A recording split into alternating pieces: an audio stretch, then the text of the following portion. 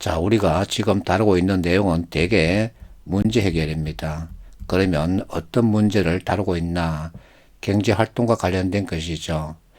자, 경제활동과 관련된 문제를 해결하기 위해서 등장한 이론이 경제학입니다. 그러면 경제학의 기초 개념은 알고 있어야 되겠죠.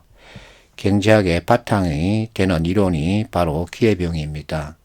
기회비용은 포기하는 것을 같이 이렇게 설명하는데 많은 사람들이 기회비용을 설명할 때 공짜 정신은 없다 이렇게 말하죠. 자, 예를 들어서 친구한테서 전화가 왔는데 받으니까 오늘 점심 같이 하자 그럽니다. 그래서 옳거니 하면서 점심 먹으러 갔습니다. 친구가 산 점심은 2만 원이었습니다. 자, 친구랑 이 점심을 먹는데 드는 시간 1시간 반 정도 잡겠습니다. 그래서 나는 즐거운 식사를 하고 왔는데 만약에 내가 그 시간 동안 일을 했다면 3만 원 같이 일을 할 수 있었다. 그러면 자, 나의 선택은 합리적이었느냐 아니면 비합리적이었느냐 이것을 따져볼 수 있죠.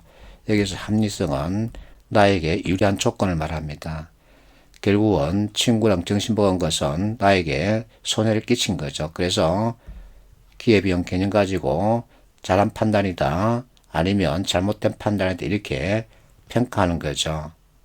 자, 어떤 경영 컨설턴트가 이와 같은 질문을 하고 있습니다. 100만원에서 1의 값은 얼마냐?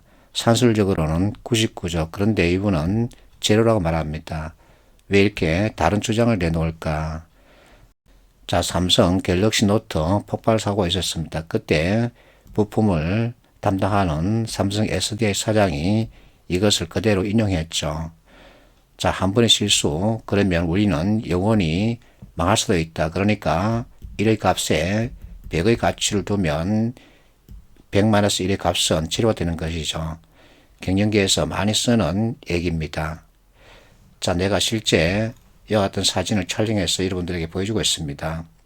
어느 건설 현장에 갔더니 이와 같은 슬로건을 걸어놓고 일을 하고 있었습니다. 자, 이 그룹 회사 전체 직원은 12,438명인데 어느 하나가 빠지면 그 값은 제로가 된다는 얘기죠. 그래서 이와 같은 퍼즐을 맞춰서 완성된 그림을 하나 맞추고자 하는데 너 하나가 빠지면 완성되지 않는다.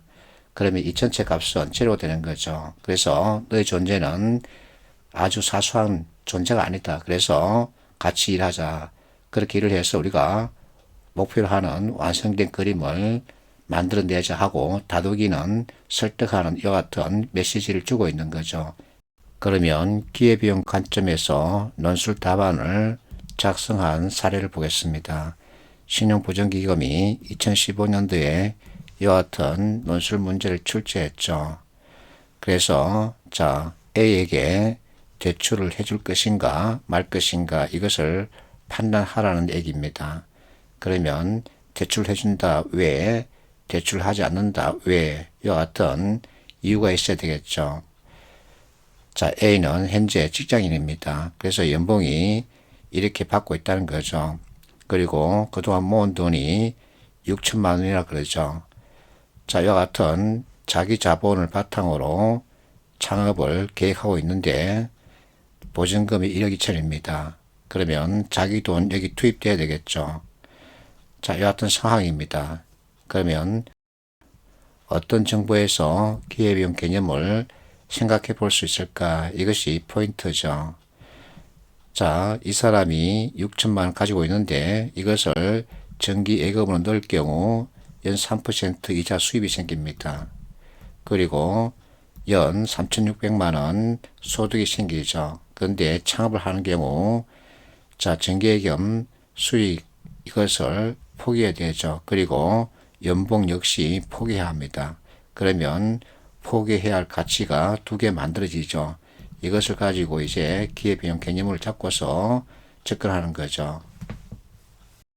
그래서 A에게 창업을 권하는 경우, 즉 대출을 해주는 경우 그 판단 기준은 자, 창업을 했을 경우 연 소득이 3,600만 원 이상이 되느냐 안 되느냐 이것 가지고 판단해야 되겠죠. 그래서 이와 같은 비용 계산하면 월 수익이 110만 원 나옵니다.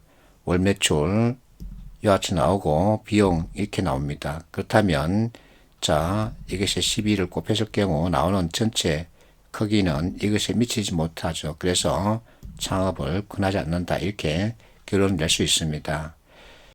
그런데 우리에게 중요한 것은 2019년도 중국 BMW 면접 질문입니다. 닭을 8원에 사서 9원에 팔았답니다.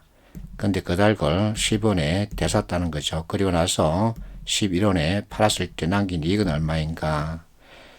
자, 이 내용이 아직도 인터넷에 올려져 있습니다. 그러면서 숱한 얘기들이 오가고 있죠. 자, 이 질문은 기회비용 관점에서 답을 만들어서 답변하라는 얘기입니다. 근데 많은 사람들이 엉뚱한 답을 내놓고 있죠. 자, 마지막에 있는 이분 답이 기회비용 관점에서 본 답변입니다. 자, 8달러, 11달러, 이와 같은 얘기를 하고 있죠. 그렇다면 전체를 정리하면 자, 8원에 사서 9원에 판 거죠.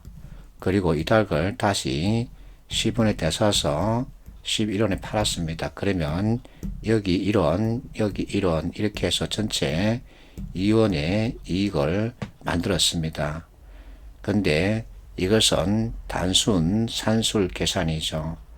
여기서 우리가 하나를 더 생각해야 합니다.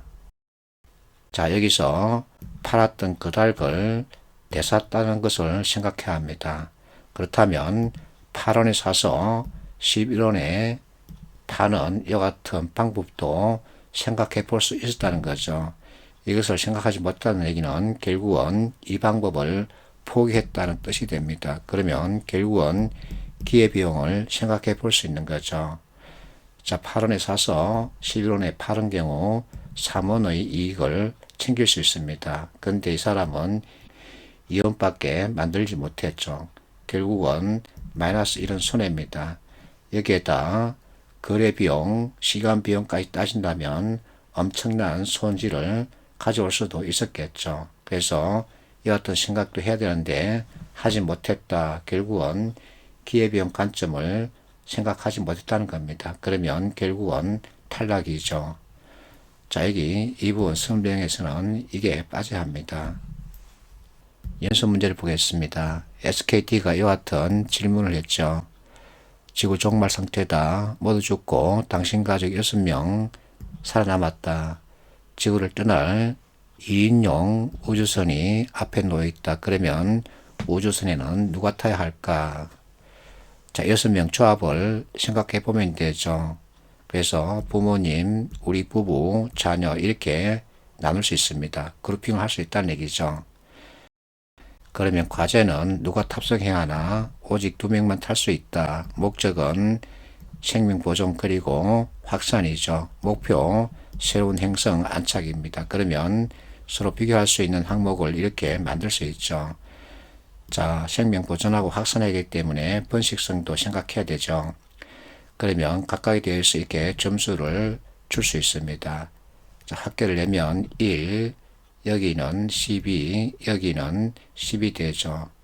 그래서 부모님을 선택하는 경우 포기하는 것은 12 그리고 10이 되죠. 자, 부모님을 선택하는 경우, 즉 부모님이 우주선에 오르는 경우 희생하는 대가가 너무 큽니다. 그래서 부모님 대신 우리가 타야 하는 거죠. 자, 우리가 타는 경우 기회비용은 가장 큰 것이 10이죠. 그래서 이와 같은 수치 가지고 상대방을 설득할 수 있습니다. 자, 두 번째 연습 문제, 중소기업진흥공단이 비슷한 문제를 냈습니다. 단파선을 타고 있다. 선장, 기관사, 조리사, 본인 이렇게 4명이 타고 있다는 거죠. 그러면 자, 본인 외에 한 명만 추가로 데려갈 수 있다. 그러면 누구를 데려갈 것인가? 결국 나는 정해져 있죠. 자, 나머지 세 사람 가운데 누구를 선택할 것인가? 그래서 앞에서 봤던 것과 같은 관점으로 접근하면 됩니다. 자, 누구를 선택해야 하나? 생존, 항구 도착. 그러면 평가를 하기 위한 비교 기준을 만들 수 있죠. 그래서 역시 합계를 내서는 그 합계값 가지고 비교하는 거죠. 기관사를 선택하는 경우 기회비용 값이 가장 적죠. 그래서 기관사를 선택한다 이렇게 말할 수 있습니다. 여하튼 제목을 만들면 되죠. 파팅하십시오.